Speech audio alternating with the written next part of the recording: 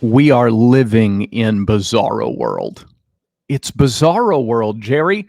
We're living in a world where Hugh Freeze answers questions honestly, questions he's asked honestly, and he gets treated like he called a press conference to announce that he's going to invade Alaska.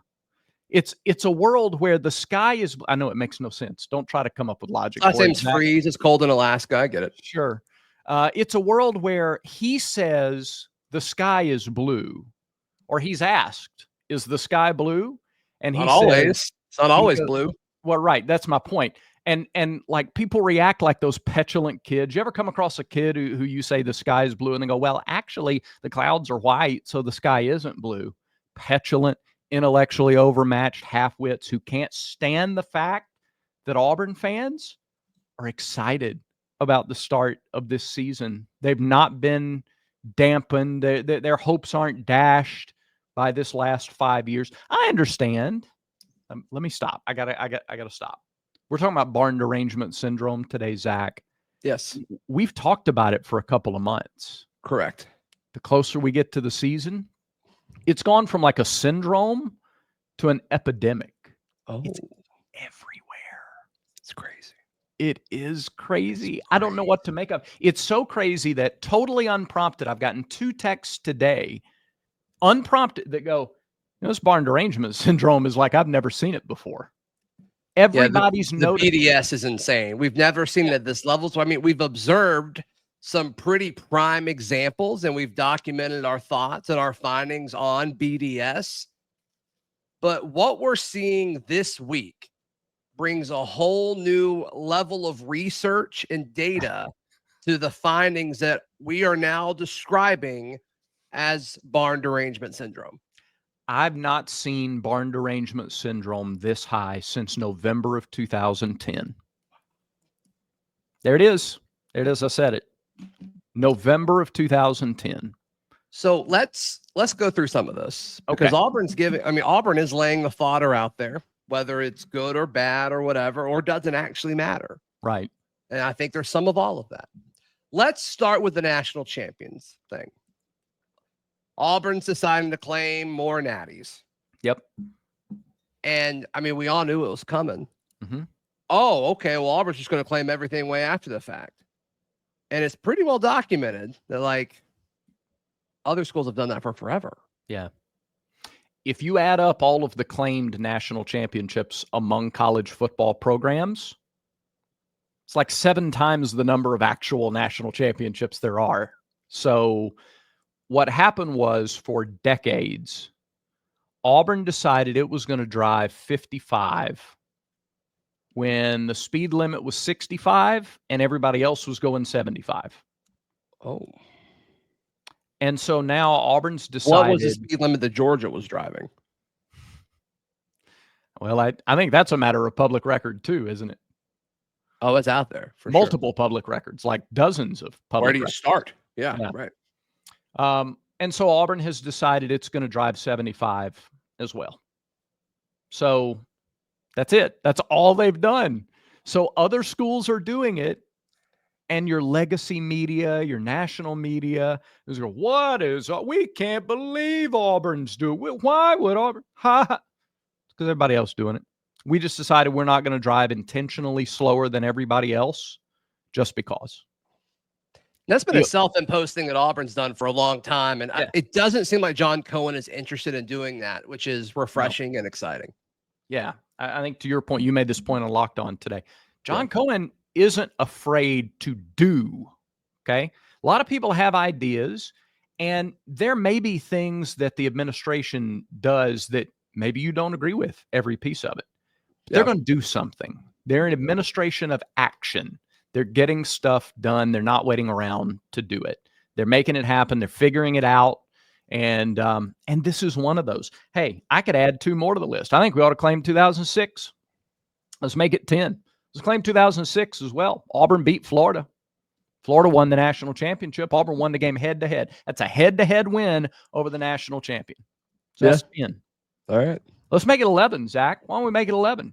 You could claim 1989. In fact, 89 is a much clearer case then like 2006 is Maybe we're saving some of these, Brad. Maybe we're Huh? saving them for down the road. Maybe that's what we're doing. But if you Do you really think this dive would have in, happened? So it picked up a lot of steam when the program was feeling really good about itself, like into 2013 and 2014. And there was actually a player on the 2013 team that was interning at the radio station I was working at the time. And this was something we talked about a lot. And he's like, the only reason this is really like halted is because we lost. I think if we had won, I think we could have continued to kind of, have momentum on this. Yeah. Then afterwards, like it seemed like Jay Jacobs just stopped with that conversation. Yeah. Was it all because of that? Was it because he didn't want to deal with like the 2 weeks of potential backlash and memes that you're going to get? I don't know. Yeah. No clue. No clue. Don't know Jay personally. And then, Alan Green, whatever. Like, I don't think he was going to do it. And then John Cohen, like, I'm stoked that he did it. Yeah. And I do think the timing makes sense. Like, I don't think Auburn's PR team is like great by any stretch of the imagination, but the timing of it, I think, is solid because games start this weekend. Auburn plays next Friday in 9 days. Yeah. So what's the longest this could actually be for? You're going to see some signs that pop up, like, Auburn claims whatever SEC championship or whatever.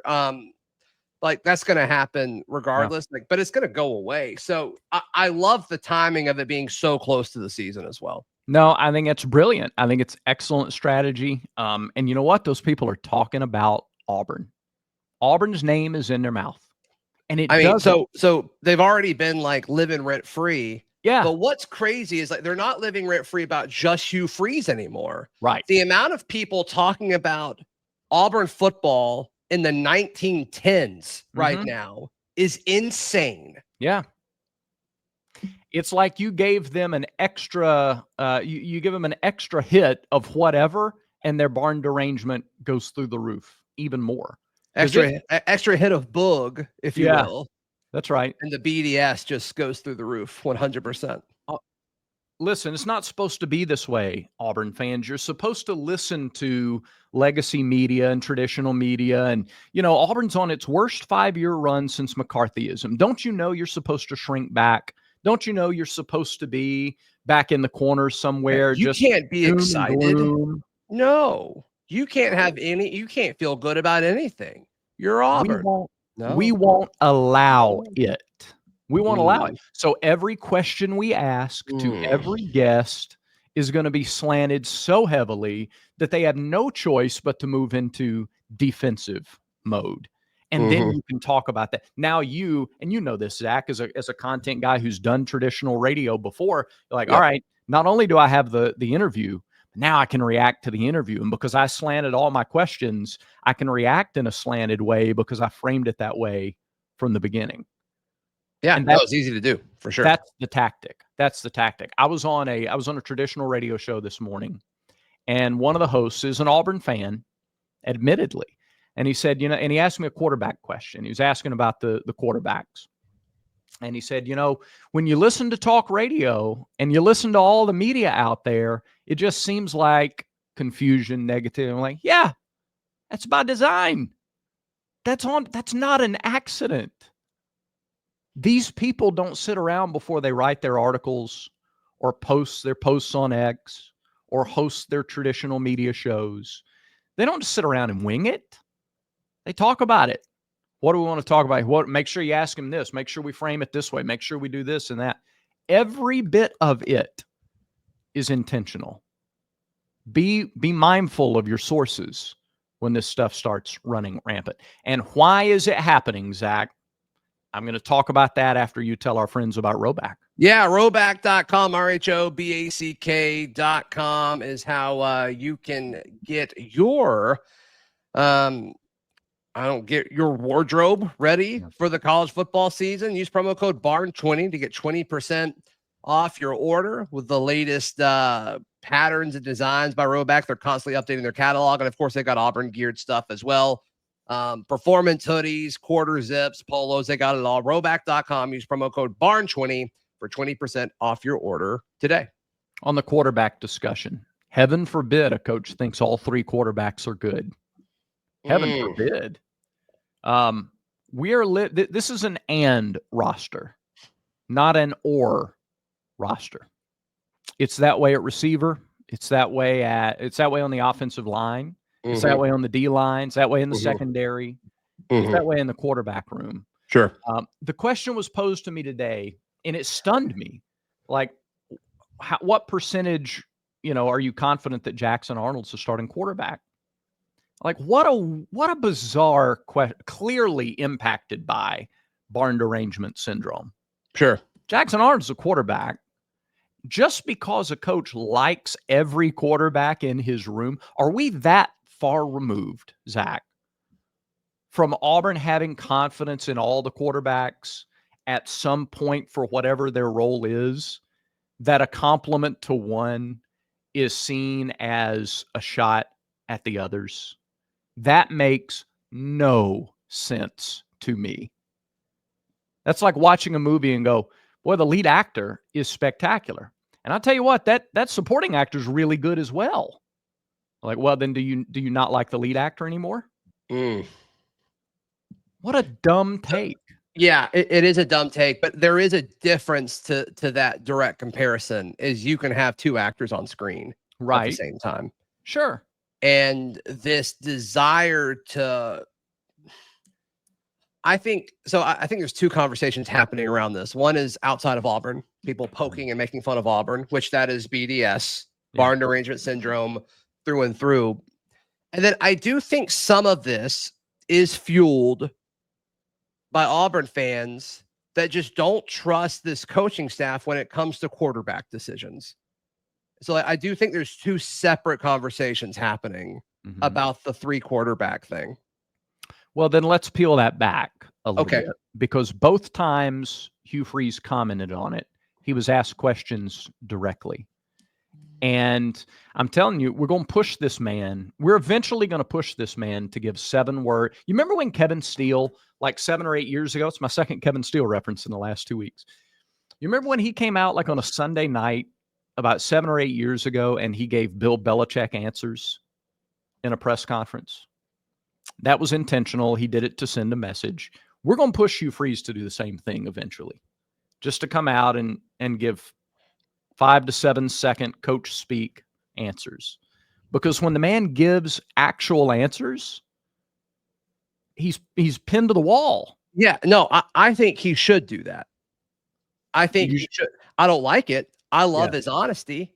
Sometimes it's a little like too free willy, and I'm like, I don't think you actually meant that. I think you were just kind of relaxed and answering whatever came to mind first, like the bowl game thing or whatever.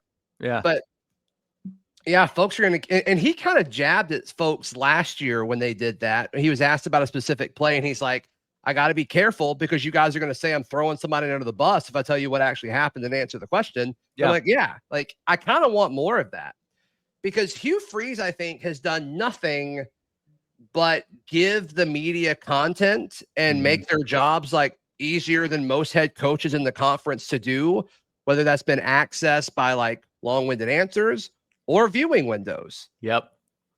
And they've returned by just bashing the guy, our own media. Yeah. And like slightly twisting it or tweeting out things that aren't a full picture, and then other people running with it. And like, that's where the twisting really happens, is when, but reminds me of the scripture, from the abundance of the heart, the mouth speaks. So like, what's in your heart, that's the way you're going to slant when you're given information like that. Yep. There is a slant to it from everybody. Look, we're slanted with our coverage. Everybody's slanted with what they do. It's just interesting to see where it comes from and when. But to the quarterbacks, all right, you're the head coach at Auburn. You're about to play Baylor with a head coach who has a high defensive reputation and acumen. And you're asked the question point blank, could we see all 3 quarterbacks against Baylor? It's coaching malpractice to answer that question. No. It's coaching malpractice. It's also a wild question. I don't think there's anything wrong with the question, because he mentioned it in the press conference.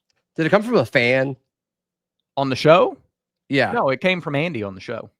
Interesting. And it was just kind of because he mentioned it, because Hugh mentioned it in the press conference. He was asked in the press conference. He addressed all 3. It's an opportunity to shine a light on all 3 and the fact that you believe in all 3. Interesting. I really don't. Like, are we so linear in our thinking? Yeah. I mean, that- it's not. Yeah, it's no one in that broadcast's fault that it got twisted the way that it did. I mean, people are talking, and I've done multiple shows like, hey, I want you to have you on about the quarterback thing. I'm like, yeah, sure, whatever. And it's like, you got 3 quarterbacks, you got 3 play callers, and I'm like, okay, well, like, let's break this down a little bit, because that's not true. Yeah. And then, like, when you explain it, it's like, oh, okay. But like, people really, I do think there's a big chunk of people, Auburn fans included, that really think that Hugh Freeze just sat down at Tiger Talk and said that. Like, that's the way it's kind of being discussed, and that's just not what's happening. Like, hey, everybody, I got something I'm gonna say. Now, here's how I don't think. Now, maybe I'm wrong, and fans can tell me this in the comments. Not because it was twisted this way by a different media outlet, but you heard it and you thought yourself when Hugh Freeze answered the question, could we see all 3 quarterbacks against Baylor? Did you receive that as, hey, y'all, I got an announcement to make. We're probably going to play all 3 because we don't believe in Jackson and we don't know who the starting quarterback is, and we're going to hold an open tryout against Baylor. I got to tell you, if you took it that way independently, that's wild to me. Agreed. I don't get how saying, yeah, you could see all 3 against Baylor turns into quarterback controversy. I don't those dots don't connect to me. So maybe I'm wrong. Maybe somebody can explain that. But here's why it's happening, Zach. Here's why Alabama fans in the media are doing it. Here's why Georgia fans in the media are doing it. Yes. It's like the last helicopter out of Vietnam. It is the last chance to get your digs in before the games start. It's your last chance to poke fun at a program that has struggled for the last 4 years. The roster's where it needs to be. The schedule sets up just right, even though you got some speed bumps for sure. But you know what speed bumps don't do? Speed bumps don't flatten tires. They just slow you down a little bit. This is the last opportunity to get your shots in, and they know it. They know it.